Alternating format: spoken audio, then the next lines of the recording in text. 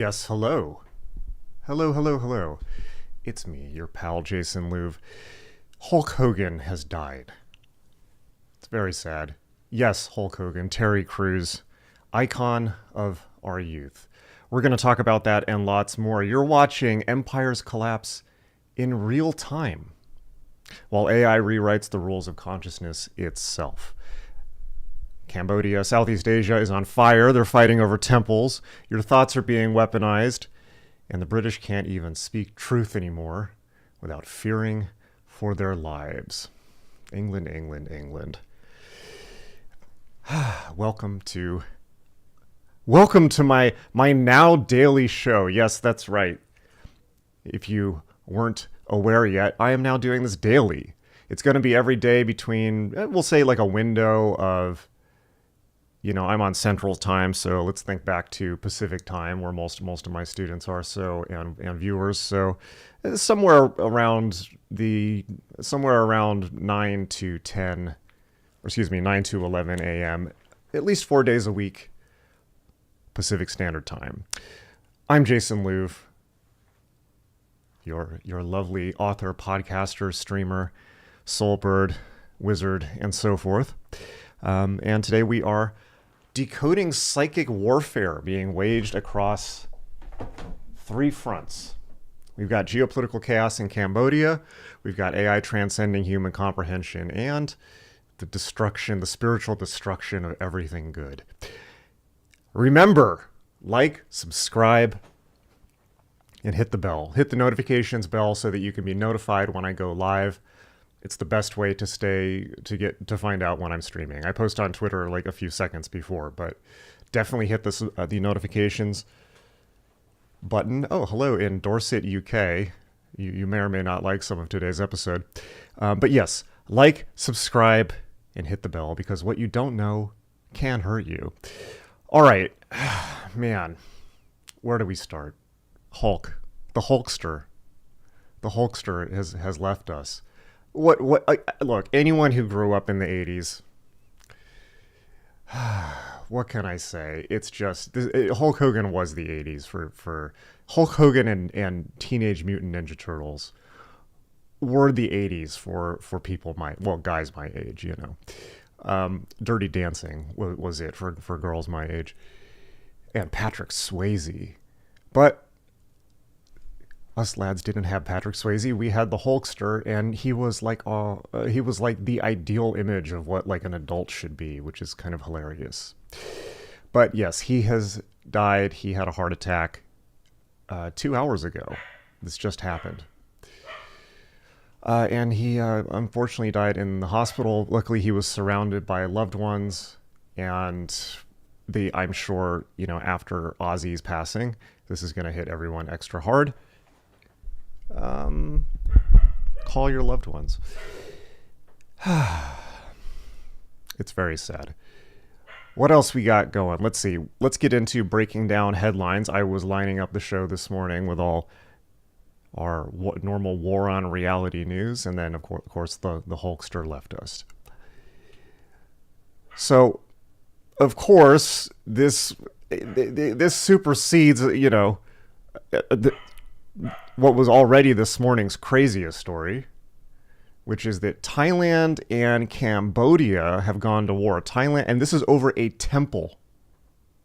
So it looks like a regional dispute, but it's actually a microcosm of perhaps coming resource wars, perhaps spiritual conflict.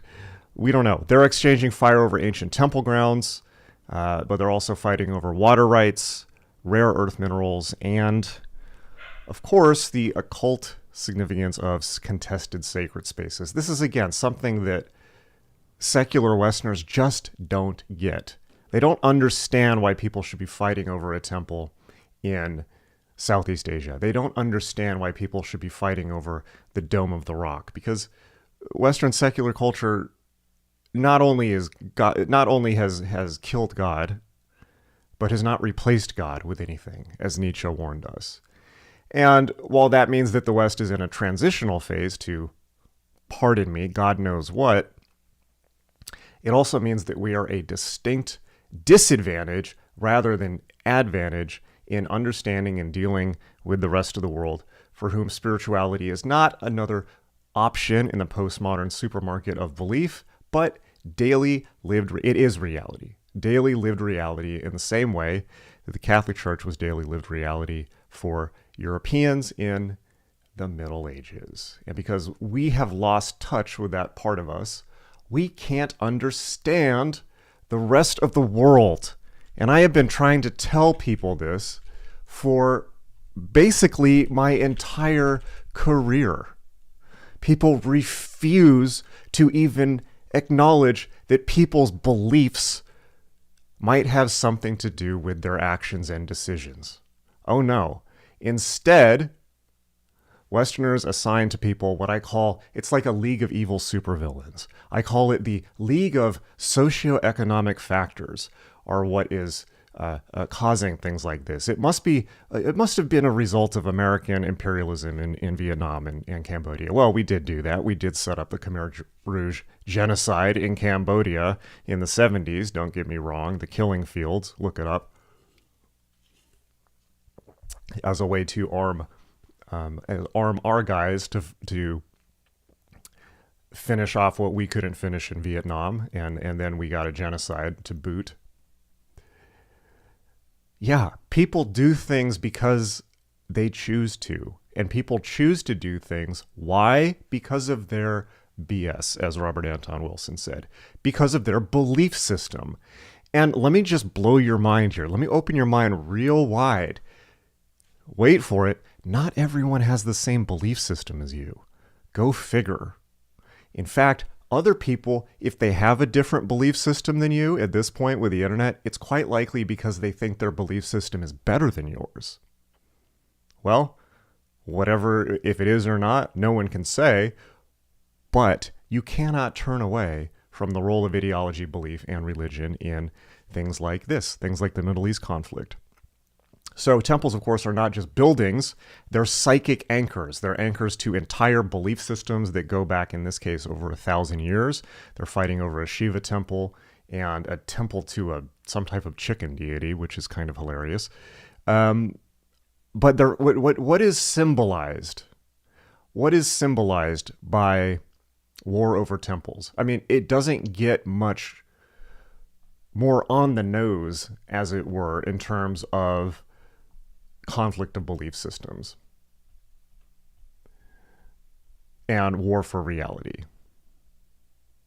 There we go. Yeah. The Priya Vihar temple. So just wonderful news, right? How many open how many borders do we have? Conflict borders do we have right now? Well, luckily, I don't think Thailand has nuclear weapons, thankfully, nor does Cambodia. But, I mean, just what we needed. We got Russia, Ukraine, we got Israel, Palestine, we got, things coming out of Gaza right now. We got things coming out of Syria. We have India, Pakistan, and now, just for fun. Oh, of course, lest I forget, China, Taiwan, and now just for fun, Thailand, Cambodia. It's looking like World War III more and more. Or perhaps a better way of putting it, it's just looking like this might just be the new status quo. As America loses its power as nuclear guarantor of the world's security, it means the kids can come out to start fighting again, right? It's like the guy with the gun has left the room or is not watching, so people are going to start knife fighting again. That's pretty much the deal. And some of them may even get guns. Guns meaning nuclear weapons. Okay, as if that's not concerning enough, check this out. AI could soon think in ways we don't even understand.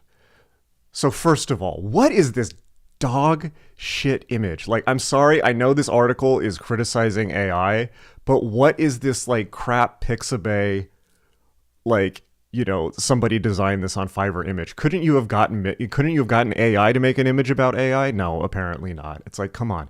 AI's raising the standards, guys. Get with the picture. So not to bore you with the details here, I'm sure many of you have used AI, of course. I'm sure large language models. I'm sure many of you have used thinking models, such as O3 from GPT OpenAI, GPT-O3, and so forth. Thinking models, of course, are able to break down a task or a prompt into a series of steps that they then execute and iterate over in order to think more clearly about the problem. They're pretty good for large-scale science, engineering, and complex questions. Not so good for daily chatting. But basically what is being said here is that those thinking chains, if you've ever used one of these models, it'll say thinking at the top, thinking, and then and sometimes they show you their chain of thought. And if they don't show it to you, you can go back and request it. Well, what scientists are saying now is when they look at the chain of thought, A, it's getting to the point where scientists can't understand it, and B, these models may not even be showing their thinking chain at all, or potentially falsifying them. That could happen. So it's getting to the point where it's just getting out of our ability to control it. Of course, as Lovecraft said, never summon a demon that you can't put down. But man, AI is so useful. It's so helpful. Who cares if it destroys everything in like 5 years? All right. And if that's, AI is now better than human musicians. That AI is now better than human musicians at triggering emotional arousal. R.I.P. musicians. Sorry. Hopefully you can keep up on Bandcamp, but it's not like streaming, and the economy for musicians wasn't bad enough. Now, just like everyone else, the AIs are coming. Man. And as mentioned yesterday, Google, I don't have it pulled up for some reason, but Google now has, let's just pull it up.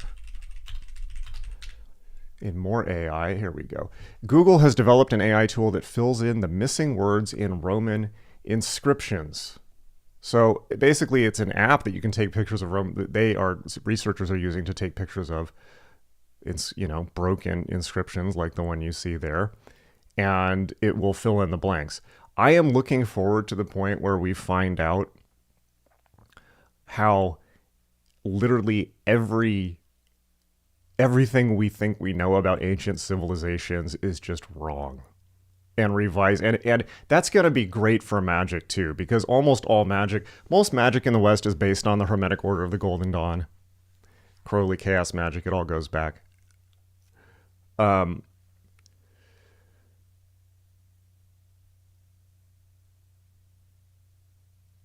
And the Golden Dawn's work was based on, their magical system was based on Mather's research in the British Library, but it was also based on their member E.A. Wallace Budge's Egyptology work. Right? And this is so the Golden Dawn's conception is like a late 19th century British Empire, like what they could dig up and, dust off with brushes, understanding of ancient Egypt. We've already had quite a lot of scholarship since then, but I'm looking forward to when AI rewrites not only our lives, but also our entire history. That's going to be fun. All right. Now, finally, and with consolations to our British viewers, I just had to do this. Where'd it go? Oh no, did I lose it? Every day this will get better, I promise you. This is already better than yesterday. Every day it will get better.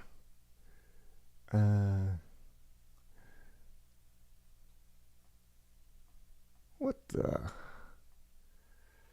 Here we go. Okay.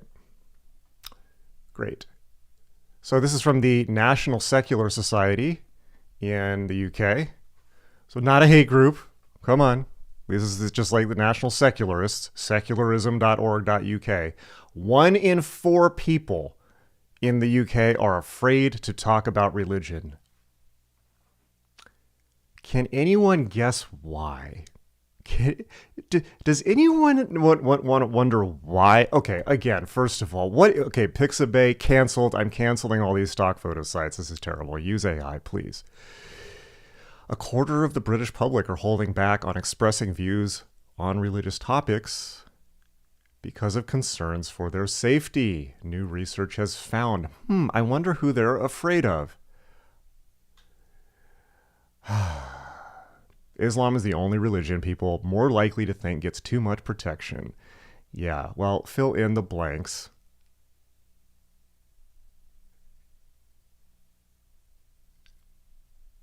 Yeah, I don't think it's the Sikhs going around and macheteing people for expressing their opinions. I don't think that the Hindus are murdering or shooting people for burning the Bhagavad Gita or disrespecting cows or drawing cows. I'll just leave it to you to figure it out. Oh, actually, I'm not going to leave it to you because I just had to contrast this. While 1 in 4 Britons are terrified of talking about religion, Islamists, certainly in Britain, certainly do not share the same hesitance. Let's take a look at this guy, Islamist preacher this is from the Indian press, not the right-wing press. Islamist preacher in UK makes controversial remarks, a concern for national security. All right, so here's an Islamist preacher who arrived in the UK as a refugee, publicly calling for the extermination of Druze and infidels, atheists, and heretics during a sermon.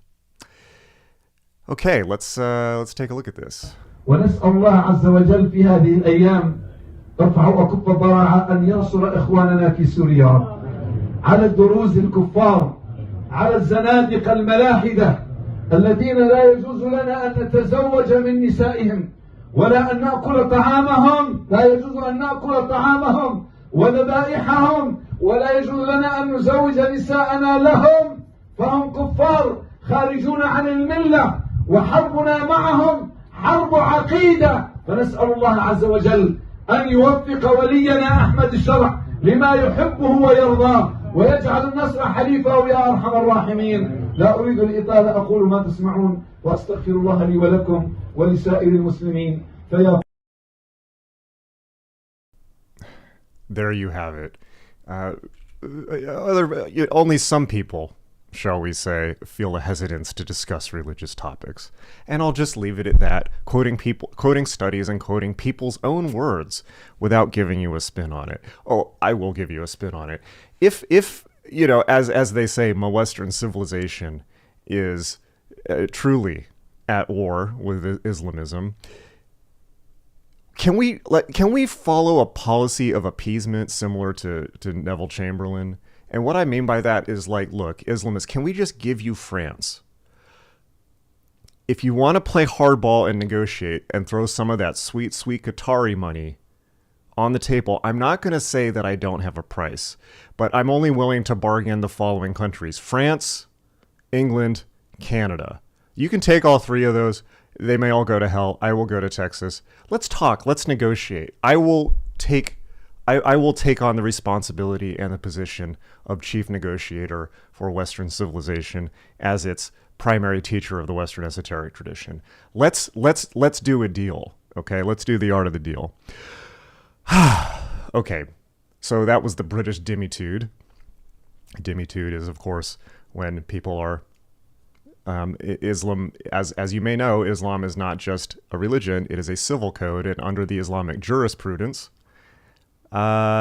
people are welcome to practice their own religions as long as they become tax slaves. And that, by the way, that only counts for Christians and Jews. They must give up 50% of their income. Everyone else, pagans, occultists, yeah, not so much.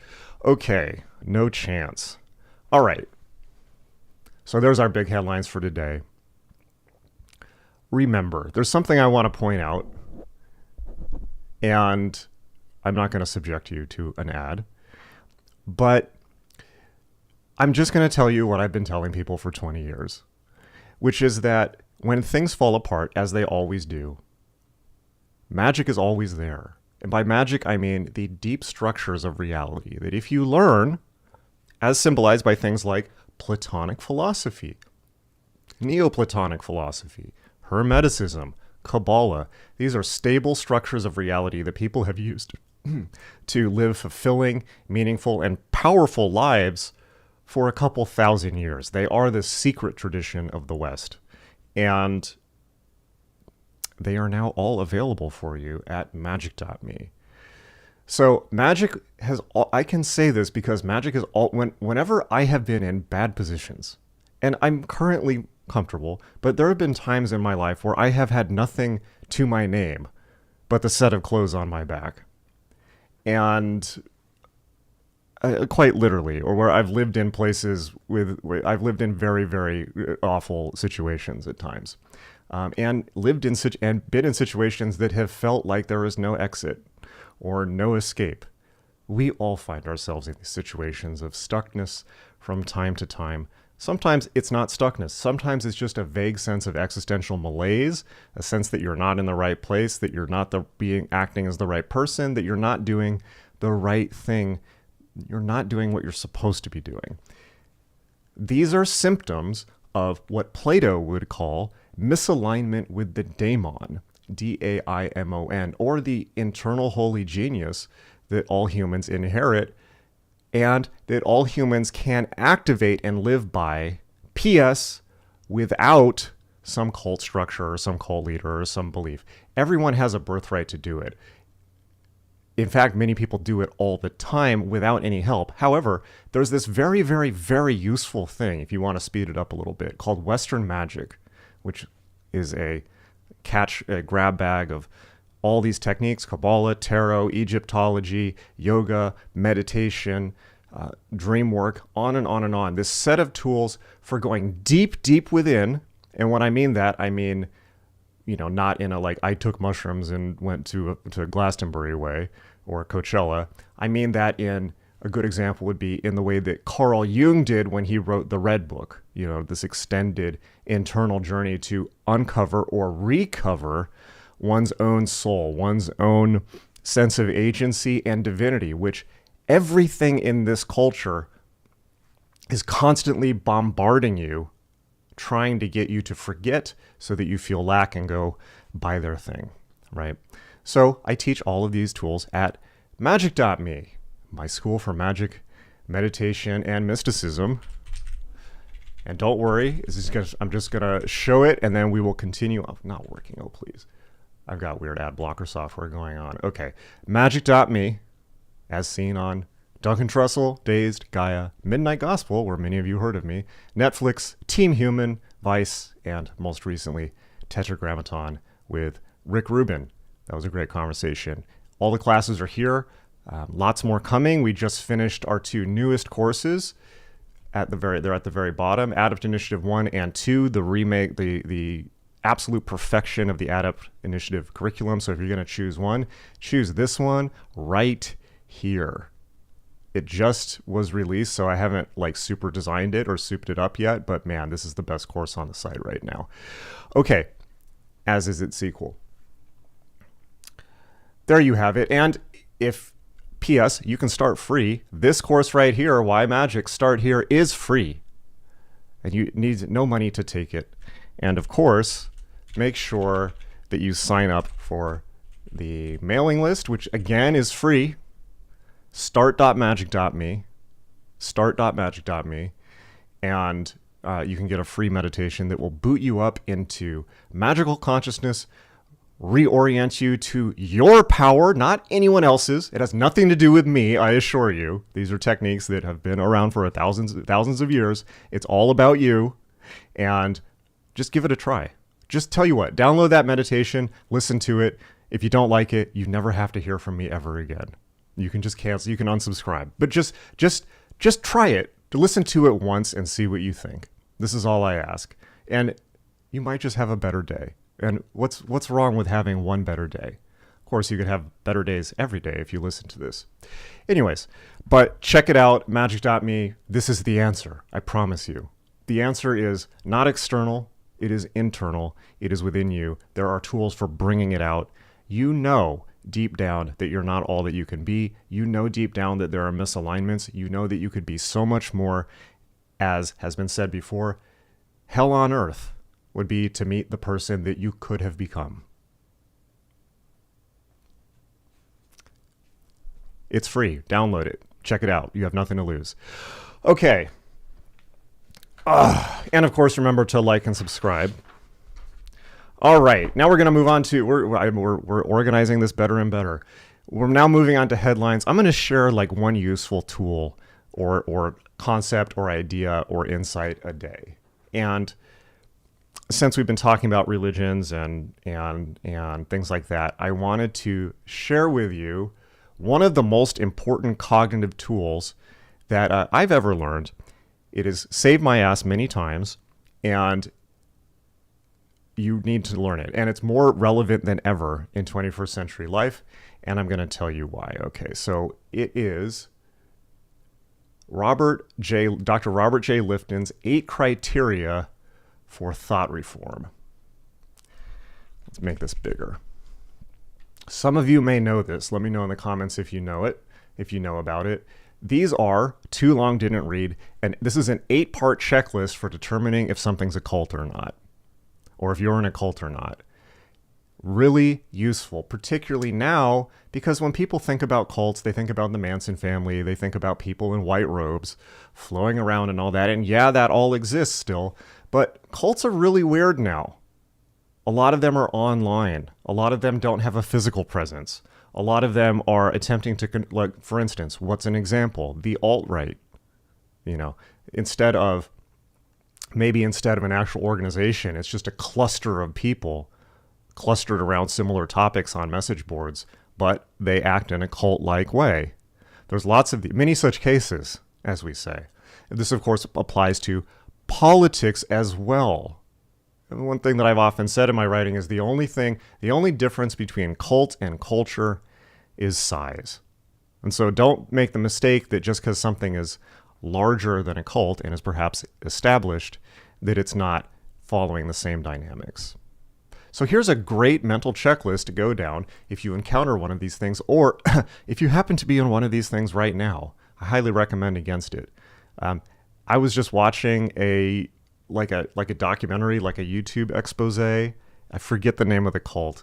It wasn't Love Lives Here, but it was a similar one in Minnesota where there was like this 25-year-old guy who implausibly convinced people that he was Jesus, but he just looked like a kid on Ritalin with long hair.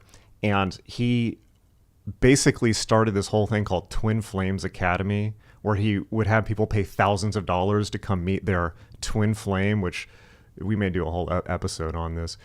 A whole twin flame is this new age concept where it's like better than soulmate. It's like the ultimate relationship where you're two beings in one body, something like that. So people would pay this guy thousands of dollars to go find their twin flame, and then they would end up getting involved and sometimes going to the cult compound in Minnesota, isolated, where this weird dude, Twin Flames Universe, thank you, where this you can look it up.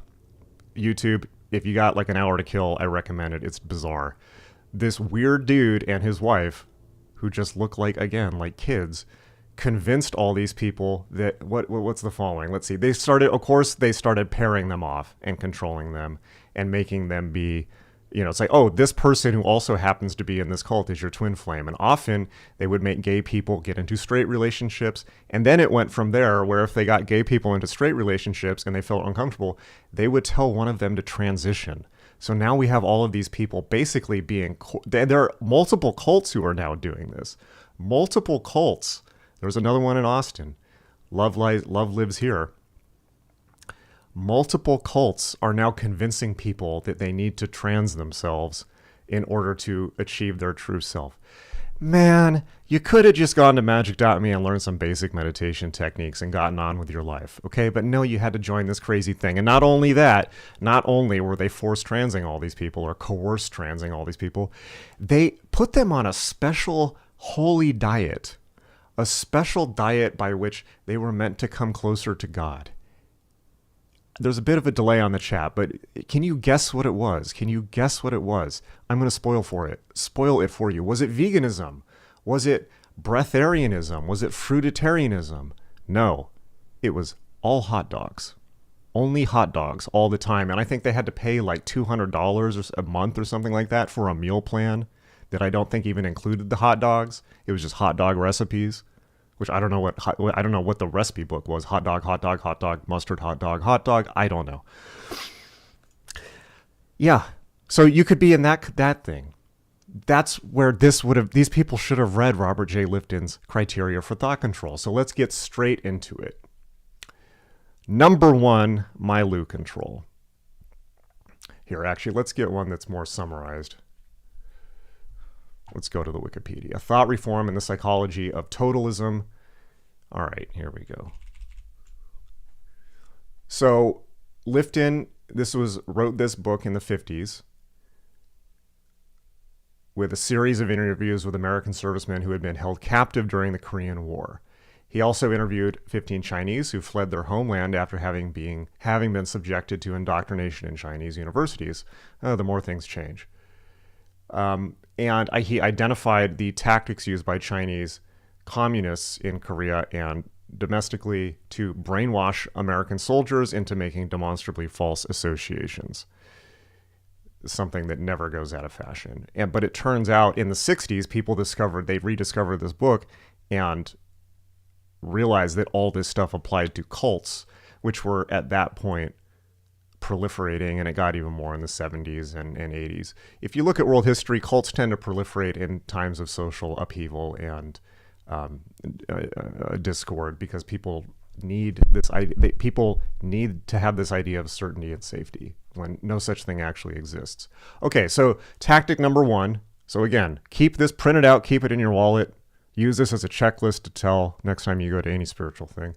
1, Minute control. So the group or its leaders control information and communication and basically isolate the individual from society.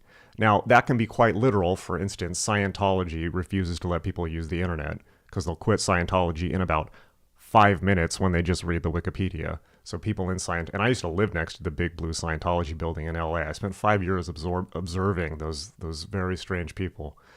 So Scientology doesn't allow its members to access the internet. It can be that, or it can be more subtle. It can be a reality frame. Like, for instance, another example is the alt-right, where now they've installed, or any other political group, where now they've,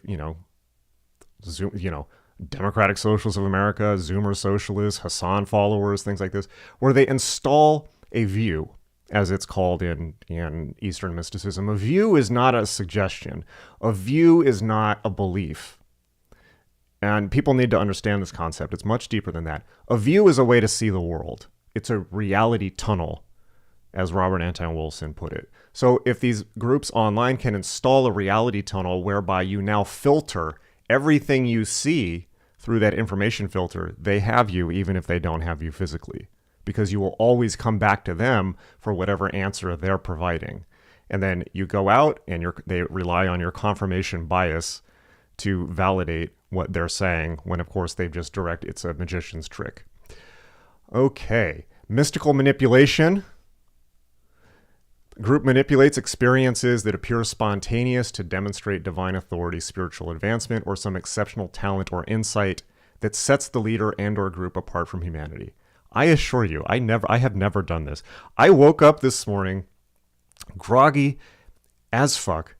I'm drinking a diet soda. I literally got up ugh. I put on Perry Como, of all things, spent the morning listening to Perry Como, walked my dog, and then went in the refrigerator and looked at what bizarre food combinations I could make out of what I had.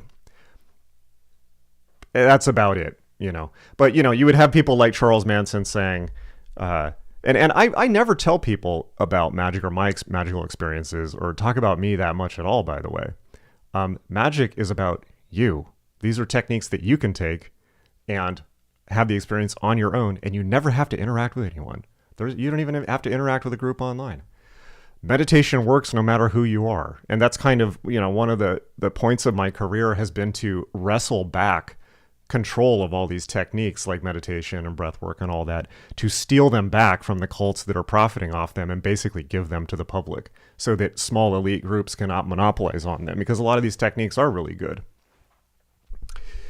So Charles Manson, for instance, was infamous for, there would be a plane crash and then he would tell his followers, I made that plane fall out of the sky. That type of thing. So 3, demand for purity. This is one we see all the fucking time online.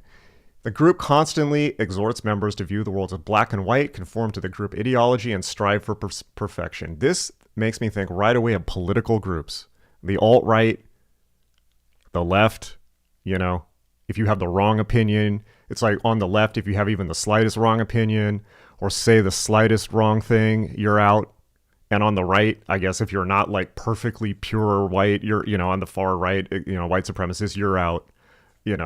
It's like, it's madness. There's no purity. It's not a thing. Humans are not pure. And by the way, young men, relationship advice, if there's one thing you need to do, it's give up this idea that there is a perfect person out there for you. There's no such thing as twin flames. There's no such thing as soulmates.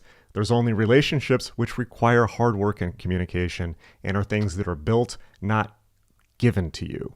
Okay. Confession.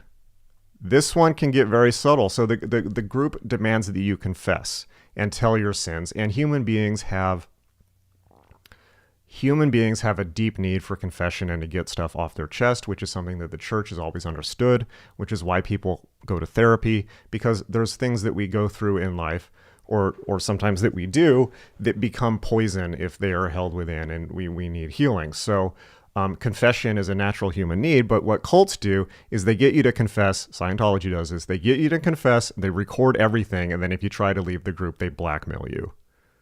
Okay? So yeah, keep your mouth shut around these things. 5, sacred science. Scientology. How often do we hear this?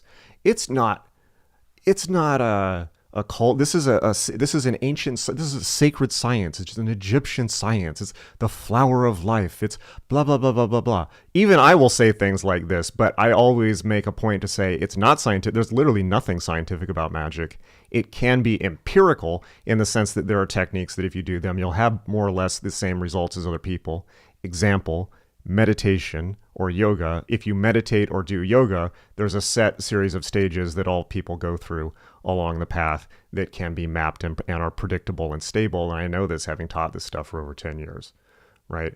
But this idea that the group has monopoly on the truth, no way. Run away from it. And in the age of AI, can anyone at any point now have any claim to special information or access to the truth when literally somebody can type into GPT or Grok on their phone and get it right away, even better than the internet? Loading the language. So changing language. Jargon is a big one of these. Special jargon. Scientology, again, I'm using as the hobby horse.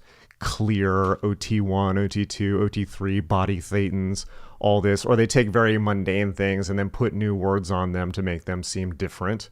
Also, thought-terminating cliches. This is one to watch out for. Thought-terminating cliches are like killer memes. They're phrases that can be spoken to shut down people's thinking. Here's an example. Be here now. I will go there. Yeah, believe me. Be here now. Oh, don't think. Don't worry about it. Just be here now. Doctrine over person. Now that's the biggest warning sign. Oh, by the way, I need to mention one thing that I forgot to say on number 1. My Lu control. This is a black and white statement. Any group or organization or ideology that tells you to break ties with your family, significant other, or friends for any reason is evil, and you should immediately leave it. And there is no wiggle room whatsoever. That's the final red line where you know something's a cult, where they're trying to get you away from your family and friends. No, no, no, no, no. There's no escape from this world. Certainly not into that. There's no escape from your responsibilities. Okay, so of course, doctrine over person. This is straightforward. The cult doctrine is more important than the people in the group. And of course, people in the group or people outside the group, in the case of violent groups, are expendable in service to whatever their doctrine is. And then finally, of course, leading into the 8th one, dispensing of existence. Jonestown. The group gets to decide who lives and who dies, and often says that life is meaningless, valueless, and nothing compared to the glory of the cause. The extreme version of this is suicide bombers or Jonestown, right? So there you go. Check it out. Look it up on Wikipedia. Read it. Thought Reform and the Psychology of Totalism. Yeah, it's pretty important to know this. More important than ever these days. Okay. So, yes, and by the way, thank you for the super chats. So we're gonna answer questions at the end of there. I'm gonna have a section. It may be right now. No. Oh yes. Okay.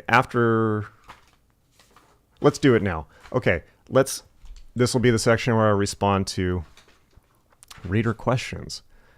Let's take a look. So, if you want to make sure your question gets answered, I'll do a little Q&A at the end of these. If you want to make sure that your question gets answered, please super chat. It really helps the channel. Everything helps the channel. Super chats, merch. Please consider becoming a supporter of the channel. Thank you again to Exploration Arcanum. Check out his excellent podcast.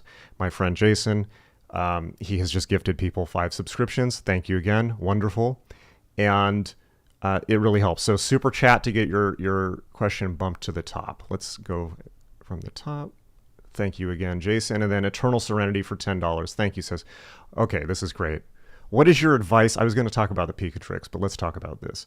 What is your advice on dating while practicing the occult? If one wants to find a romantic partner to engage in occult practices, what are some qualities to look for / red flags to avoid? All right. This is great. This is a question that comes up for everyone at some point in their life. First of all, this is my response to you. What is your hierarchy of values? What do you value more? Spiritual practice of the type, ritual, yoga, things like that. Because remember, life is spiritual practice too. You don't have to do one specific technique. Everything. There's so many relationships are spiritual work. Believe you me, they are work, right? Relationships are one of the best ways of spiritual advancement. For real, right? Because you can't escape your bullshit that way.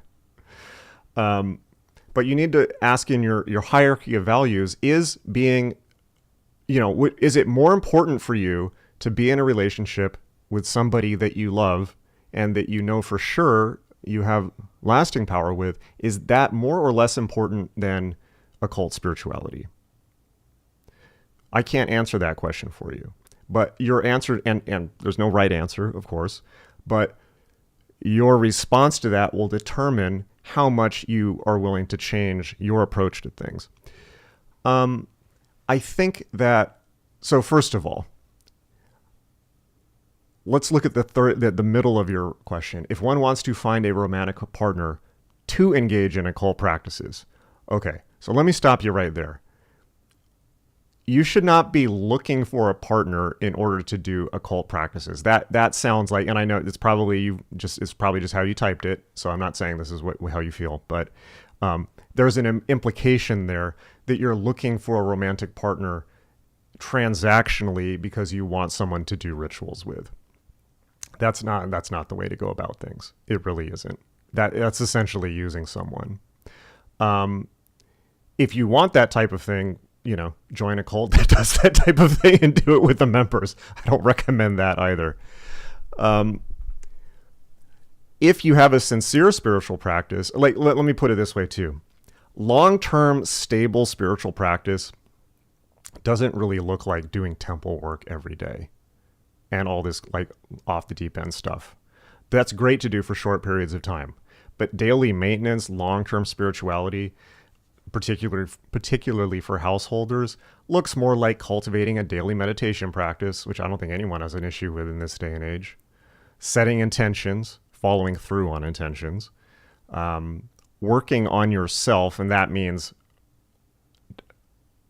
noting your reactivity and your complexes as they come up, particularly within the envelope of a relationship, and using them as a goad to file those things down, mature, and see past your own bullshit. Therapy also is sustainable spiritual practice. Balls to the wall ritual magic and psychedelics are not sustainable. You can do those for short periods of time, but it's not a way to live your life every single day, right? So I would suggest that, a spiritual practice this can involve occult concepts all you want, but because the occult concepts is just a language. You could use Buddhist language, you could use Hindu language, you could use Christian language even if you want, right? You can use esoteric Christian language. There's tons of, or Judaism, stable spiritual practice. I don't think anyone has any issue with meditation, prayer, therapy, talking through issues in relationships. All these things are real magic, right? And of course, pursuing your true will in the world. People forget that magic is not a means to an end it's not an end in itself. Magic is just one tool of many for getting self-knowledge, for getting closer to what, modern practitioners would call the true will, what perhaps medieval people would call the holy guardian angel, and which I think my favorite word for it, the widespread Roman conception, which even, this stuff is not just the occult tradition. Right now I'm reading Marcus Aurelius, Meditations. Recommend it for everyone here, particularly dudes. Read this book. He talks about, this is like a Dover paperback. It's about that big. I'm sure you can find it for free online. He does a better job of explaining, quote unquote, thelema and the path of the true will, and of interacting with gods and self-divinity and all of that. He does a better job in this than pretty much Crowley's entire written output. Okay, and that's how it is. It's on point because it's so short and simple. This is nothing new. This has been the way of humanity since the dawn of history. Humanity, the Romans, the Greeks, even the Sumerians, going back to the Sumerians, had this conception that people have an individual divinity or spark. It's in the Lurianic Kabbalah, and there's nothing new in modern magical practices. It's in the Chaldean oracles. It's like, but these are things that weren't esoteric. They weren't occult. They were widely, this was widely believed, for instance, in Roman society. And they had this whole plethora of gods and temples they would go to, like Jupiter, Io Pater, Venus, Aphrodite, Venus/Aphrodite, all these. So, Hermes, Mercury, rather, the Roman version. So, magic, ceremonial magic, is only one tool to get to that. And nobody's saying you have to go freak mode for long periods of time, or even at all if you don't want. What I would say is, if you want to be in a mature relationship, look into, because spirituality is part of life, and spirituality is and must be part of relationships. So number one is, overall, you have to be on the same page with somebody. Tell them up front, so that there's full disclosure, so that you don't end up in a situation later where it's awkward and now they feel that, the number one thing you never want to do ever in a relationship is lie or hide something. Because then when the person finds out, they're not going to trust you, and that's going to be way more of a deal breaker for them than the fact that you go blah, blah, blah, blah, and read weird books. That's going to be the deal breaker for you, the fact that you hid something from them. I guarantee you, right? So you need to have full disclosure, and need to tell them up front. And if they're okay with it, great. If they're not, they're probably not the right person for you, because spirituality involves our deepest level, our deepest sense of who we are, our deepest values, what we think God is, what we think the universe is. These are the deepest values we can have. And we need to have them, magic or anything else. Christianity, it doesn't, whatever it is, just don't convert to Islam.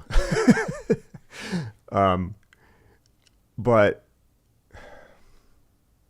we need to have that. And the spiritual core is the core of any relationship. The matching of values is the core of any relationship. So if you got a value mismatch, whether it's about spirituality or anything else, and you can't work it out, because you can have different political beliefs and work it out. But if you have different deep set values, it's probably not going to work out, because you're not going to be able to goal set together, right? And then if you force a relationship like that, because, that's just what you're supposed to be doing, that's what society says you're supposed to be doing, that's what parents are pressuring you to do. If you force something to happen, but you have a values mismatch, unfortunately, and I know there's no soulmates or twin flames, but you do need a values match, at least to 80%, let's say, or more, hopefully 100% over time. But without that, you're not a team. You're at odds, and that can't withstand the test of time, unfortunately. So that's kind of more general dating advice, whether it involves the occult or not. Be upfront, be honest, tell people who you are, tell people who your values are. If people, as they often do, are freaked out by magic and the occult because they don't know anything about it, then do your best to explain it to them. And if they say, actually, that's cool and that makes sense and I don't have a problem with that, great. If they turn out to be Candace Owens and they're like, you're the devil and get away from me, it probably wasn't going to work. So better that you knew up front. But yeah, so that's my advice. And then in general, it's always, everyone says this. You can hear this from everyone, particularly when it comes to magic. You should ask for what you need, not what you want, because your ego and your temporary desires do not know in the slightest what is best for you. They only know what looks shiny, right? So always, and this is important for magical work, by any other name, asking the universe for what you need most to grow, and then understanding that it's going to be work and nothing's perfect, right? But that friction in a relationship is what produces maturity and emotional growth. Okay, so there's my answer. Thank you for the super chat. I greatly appreciate it. And thank you, Jason, for the gifted subscriptions. Highly recommended to check out his podcast, Exploration Arcanum. And yeah, what can we say? So, let's just recap real quick. What did we learn today? We learned that the Hulkster has left us. Live up to his example. Be the Hulkster you know you can be. It's up to us now to be our own Hulksters in our own ways, in our own lives. You don't have to be jacked like him. You don't have to do that much anabolic steroids. But what you should approach life like the Hulkster. Hulksterism, that's my religion. What else did we learn? We learned that you're living through a three-front war on human consciousness. Oh yes, and don't worry, I will be doing a Candace Owens video. Geopolitical chaos is fragmenting your attention. AI evolution might be making you doubt your relevance. And social control might be making you police your own thoughts.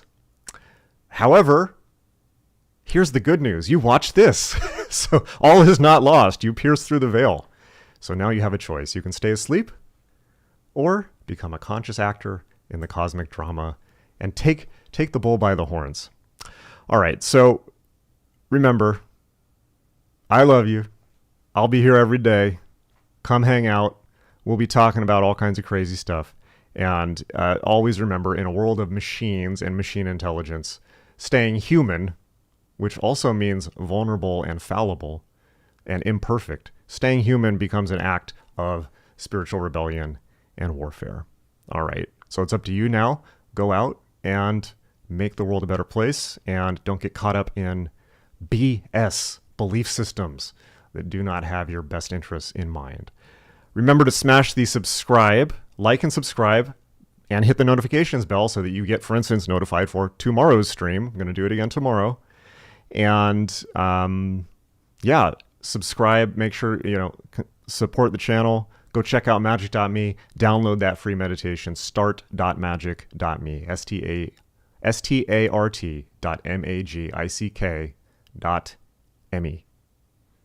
Go check it out. Also, final question, and I'll wait for a response. What do you guys think of the title, The Astral Dispatch, for this show?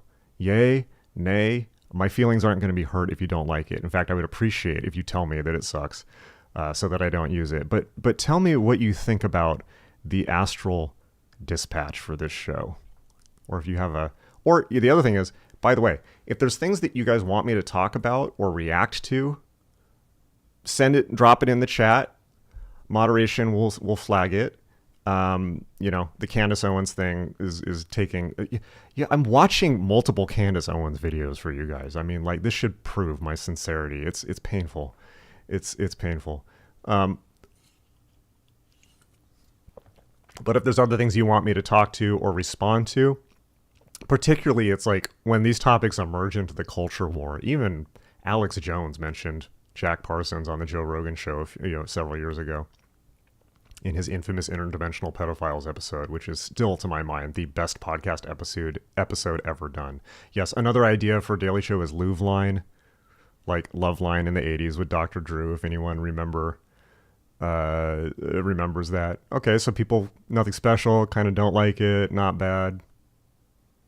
Louvline is good. Do people remember Loveline?